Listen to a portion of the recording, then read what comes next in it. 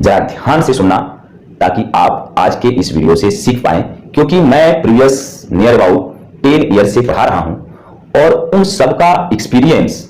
और जो मैंने अपने लाइफ में जो मैंने सीखा पढ़ने के दौरान या स्ट्रगल के दौरान, उन सब का समावेश होगा आज। और मैं वो सारी बातें बताऊंगा कि एक कमजोर छात्र को क्या करना चाहिए कि आप आने वाले समय में 1 या 2 साल के बाद आप बेहतर हो पाएं और आपका बेहतर मार्क्स आए। क्योंकि यदि आपने अभी के बारे में ऐसे बच्चे जो कमजोर हैं, एवरेज हैं, जिन्हें मैथ साइंस नहीं समझ में आता और आप पढ़ाई करते जा रहे हैं लेकिन आपका सही तरीका नहीं है पढ़ने का और जिसकी वजह से आप एग्जाम में बेहतर मार्क्स नहीं लेकर के आ पाते, तो ऐसे बच्चों को मैं जो पहला सलाह दूंगा कि ऐसे बच्चे सारे बुकों को पहले तो भूल जाएं और जो सबसे नंबर 1 बुक्स को आपको ध्यान में रखना है वो है आपकी एनसीईआरटी की बुक। खासतौर से मैं उन बच्चों की बात कर रहा हूं जो सीबीएसई बोर्ड से पढ़ते हैं या यूपी बोर्ड से पढ़ते हैं, क्योंकि इन दोनों मीडियम्स में जनरली सीबीएसई की ही बुकें चलती हैं जिन्हें हम एनसीईआरटी बोलते हैं। तो आप जो बच्चे एवरेज हैं, जो बच्चे बहुत ही पढ़ने में कमजोर हैं, उन सारे बच्चों के लिए मैं बोल रहा हूं कि आप एनसीईआरटी बुक को प्रीफर करें नंबर 1 और उन बुकों को बहुत ही डीप में जाकर के पढ़ना है। डीप का मतलब आपको उसमें टाइम देना है। ये नहीं सोचना है कि अभी मैं एग्जाम में, अभी मान लीजिए आपका एग्जाम कोई होने वाला है और आप अगर ऐसा सोचते हैं कि मैं इस एग्जाम में बेहतर मार्क्स ले आऊं, तो ऐसा ख्याल अपने दिमाग से पूरी तरह से निकाल देना है और आपको एक टारगेट सेट करना है 1 ईयर्स 2 ईयर्स का कि मैं आफ्टर 1 ईयर, अभी पढ़ाई अगर आप चालू करते हैं तो आफ्टर 1 ईयर के बाद आप बेहतर हो पाए, क्योंकि तुरंत एजुकेशन में बेहतर हो पाना मुश्किल है, नामुमकिन है, ऐसा मेरा अनुभव कहता है। मैंने बहुत सारे बच्चों को पढ़ाया है और मैं उनके फ्यूचर को बनते हुए भी देखा हूं बहुतों को, और बहुतों के फ्यूचर को मैंने बिगड़ते हुए भी देखा है। तो मैं आपको भी यह सलाह दूंगा कि सबसे पहले तो आप एनसीईआरटी बुक प्रीफर करें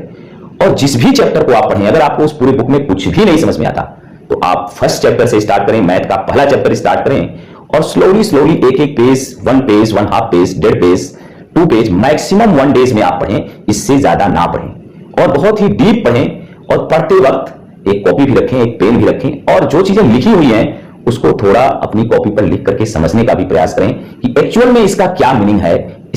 इसको सॉल्व करने के बाद क्या निकल करके आ रहा है। क्योंकि एनसीईआरटी में मैक्सिमम चीजें जो राइट की गई हैं वो टेक्स्ट बुक है और टेक्स्ट बुक में जो कुछ भी राइट किया जाता है वो टेक्स्ट के फॉर्म में मैक्सिमम राइट किया जाता है। 1 लाइन्स लिखा है लेकिन मीनिंग्स 1 के बाद दूसरी जो सेंटेंस लिखा हुआ है पता चला बीच में कुछ गायब है, तो उसको निकालना है, उसको निचोड़ना है, वहां से आपको कुछ एक्सट्रैक्ट करना है, ऐसा लिखा हुआ है एनसीईआरटी बुक। तो उसको बहुत ही डीप में, गहराई में जाकर के 1-1, 2-2 पेज पढ़ें और पढ़ने के बाद उस पूरे चैप्टर का आप सेल्फ नोट्स बनाएं और उस सेल्फ नोट्स को भी फिर अगेन आप पढ़ें, जब आपका एग्जाम आता है तब पढ़ें। और ऐसा यदि आपने 1 ईयर तक कर दिया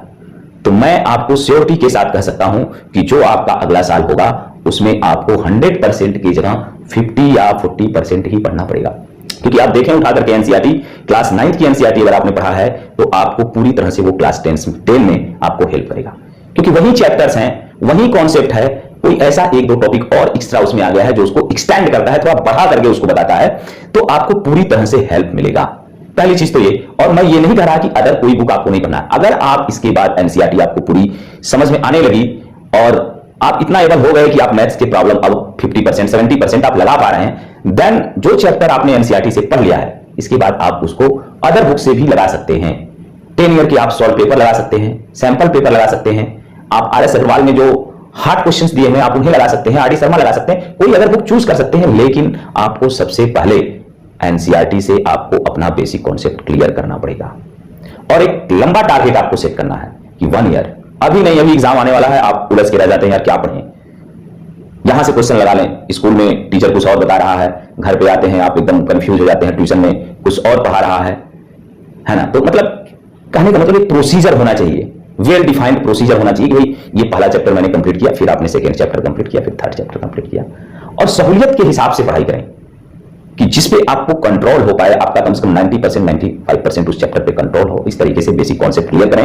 और अगर अभी ऐसा आपने किया तो आई एम श्योर दैट कि आप आने वाले टाइम में आप बेहतर कर पाएंगे और आपका फ्यूचर सेट हो जाएगा। अन्यथा आपका फ्यूचर बर्बादी की कगार पर ही जाएगा। और जो बच्चे 9th में पढ़ते हैं या 11th में पढ़ते हैं वो बड़ा कंफ्यूज होते हैं कि यार मेरा 9th में बहुत अच्छा मार्क्स आ जाए, 11th में बहुत अच्छा मार्क्स। देखिए 9th और 11th के मार्क्स से ना किसी को कुछ नहीं लेना देना है, केवल आपके पेरेंट्स उसमें थोड़ा सा इंटरफियर करते हैं। अन्यथा मैं पेरेंट्स से भी रिक्वेस्ट करूंगा, जो वीडियो ये पेरेंट्स देख रहे हैं, मैं उनसे भी कहूंगा कि बच्चों को 9th या 11th के मार्क्स पे ज्यादा फोकस ना करें। यदि आपका बच्चा वीक है, कमजोर है, मीडियम क्लास का है,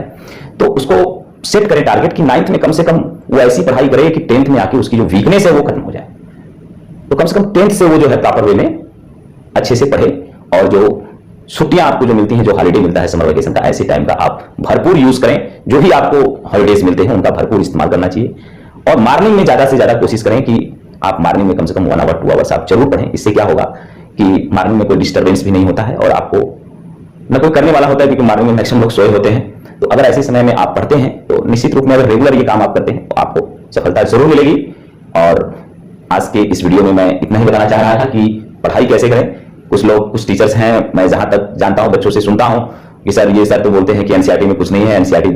में बहुत ऐसी बुक है। ऐसा नहीं है। आने वाले टाइम में अगर आज आपने नहीं पढ़ा तो आने वाले फ्यूचर में जब आप इंटर क्लियर कर लेंगे, ग्रेजुएशन में चले जाएंगे या फिर किसी कंपटीशन की तैयारी करते हैं, देन आपको एनसीईआरटी अगेन पढ़ना पड़ेगा। क्योंकि जितने भी कॉम्पिटिटिव एग्जामिनेशन है, जिससे आप कहीं एंट्रेंस एग्जामिनेशन है या आप जॉब पाते हैं, उन सभी एग्जामों का जो बेस है वो एनसीईआरटी बुक है।